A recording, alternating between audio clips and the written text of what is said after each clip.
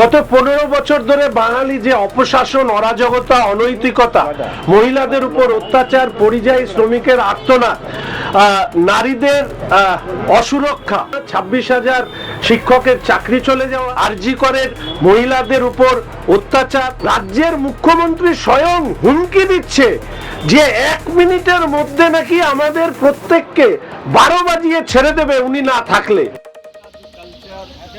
जो भी है हमारे शिक्षा सब बेंगल बचाने के लिए हमारे प्रधानमंत्री ने बोला है पाल्टानो दरकार चाहे बीजेपी। Thank you. প্রার্থী হিসেবে নয়, ভারতীয় জনতা পার্টির একজন কার্যকর্তা হিসেবে এটুকু বলবো, আমাদের দলের সমস্ত কার্যকর্তাই হচ্ছে প্রার্থী। এবং আমি বরাবর এই কথা বলেছি যে বাঙালির অন্তরাত্মা কাঁদছে। গত 15 বছর ধরে বাঙালি যে অপশাসন, অরাজকতা, অনৈতিকতা, মহিলাদের উপর অত্যাচার, পরিযায়ী শ্রমিকের আর্তনাদ, নারীদের অসুরক্ষা, বাঙালির মন আজ ভরাক্রান্ত, ক্রন্দনরত। বাঙালির মনের দেওয়াল আজকে শুধু হাহাকার আর আর্তনাদ রয়েছে। একের পর এক ঘটনা, 26,000 শিক্ষকের চাকরি চলে যাওয়া, আরজি করের মহিলাদের উপর অত্যাচার, রাজ্যের মুখ্যমন্ত্রী স্বয়ং হুমকি দিচ্ছে যে 1 মিনিটের মধ্যে নাকি আমাদের প্রত্যেককে 12 বাজিয়ে ছেড়ে দেবে উনি না থাকলে।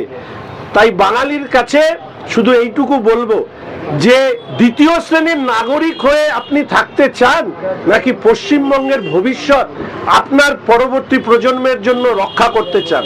ফলে আজকে পশ্চিমবঙ্গকে রক্ষা করার যে লড়াই, এই লড়াই কোনো রাজনৈতিক দলের লড়াই নয়।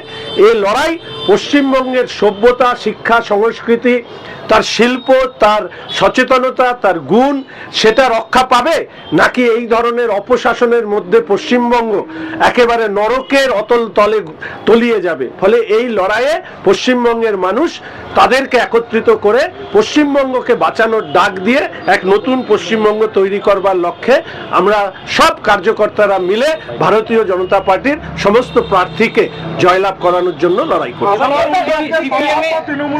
গৌতম দেব এবং সিপিএম এর আপনার একসময় সবার সঙ্গে জয়।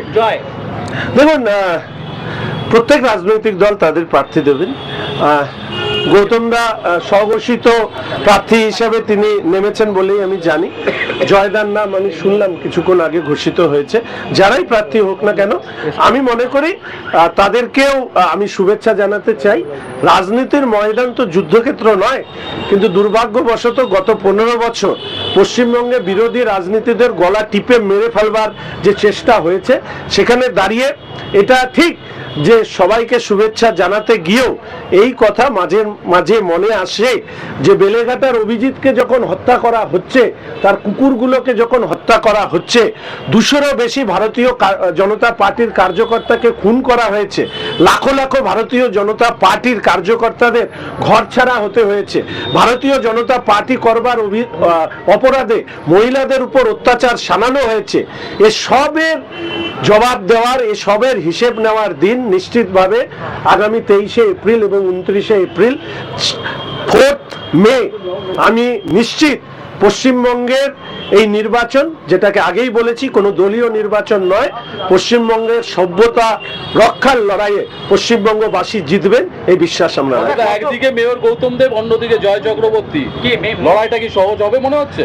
দেখুন, মেন, সহজ ইত্যাদির মধ্যে আমি যেতে চাই না। আমার খুব সংক্ষিপ্ত বক্তব্য, এই শিলিগুড়িতে আমি একটি কথা ক্যাটাগরিক্যালি বলছি, শুধু এই বিধানসভার ক্ষেত্রে একটা ভয়ের পরিস্থিতি তৈরি করে রাখা হয়েছে।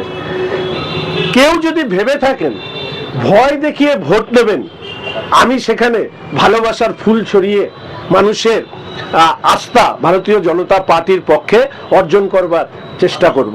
এবং আমরা, আমাদের কার্যকর্তারা, আমরা সবাই শিলিগুড়ি বিধানসভায় গত লোকসভা নির্বাচনে মাননীয় সাংসদ রাজু বিস্তা মহাশয় এই বিধানসভাতে 66,000-এরও বেশি ভোটে লিড পেয়েছিলেন। অন্যান্য সব প্রার্থীর জামানত বরখাস্ত হয়েছিল। এক্ষেত্রেও আমরা সেই ফলের পুনরাবৃত্তি ঘটাবো। একটা লাস্ট প্রশ্ন, সাম্প্রতিককালে গৌতম দেবকে দেখা যাচ্ছে আপনার বিরুদ্ধে প্রশ্ন করলে তিনি বলছেন স্পষ্টত যুব তৃণমূল দেবে, এক প্রকার আপনাকে গ্রুপ দিতে চাইছেন না। রাজনৈতিক বিশেষজ্ঞরা মনে করছেন এটা ওনার রাজনৈতিক ভোটের ময়দানের স্ট্র্যাটেজি, নতুন কৌশল। দেখুন, উনি 50 বছর ধরে রাজনীতি করছেন, এত অভিযোগ ওনার বিরুদ্ধে, সিন্ডিকেট থেকে দুষ্কৃতীদের আশ্রয় দেওয়া, সত্যি তো আমার প্রশ্নের জবাব দেওয়া ওনার পক্ষে খুব কঠিন। এড়িয়ে যাওয়ার বাহানা, আমি সর্বশেষ যে কথা বলেছি, আমি দেখলাম এতখানি চাপে উনি আছেন, আমিও আর ওনাকে চাপে ফেলতে চাই না। ভানুভক্তর মূর্তি উন্মোচন করতে গিয়ে পঞ্চানন বর্মার নামে তিনি বলতে শুরু করেছেন। উনি প্রচন্ড চাপে আছেন, দয়া করে আর ওনাকে আমাকে প্রশ্ন করে চাপ দেবেন না, আবার সমস্যা তৈরি হবে। ওনাকে ওনার মতো থাকতে দিন। ভারতীয় জনতা পার্টি আমরা মানুষের কাছে আমাদের কথা পৌঁছে দেবো।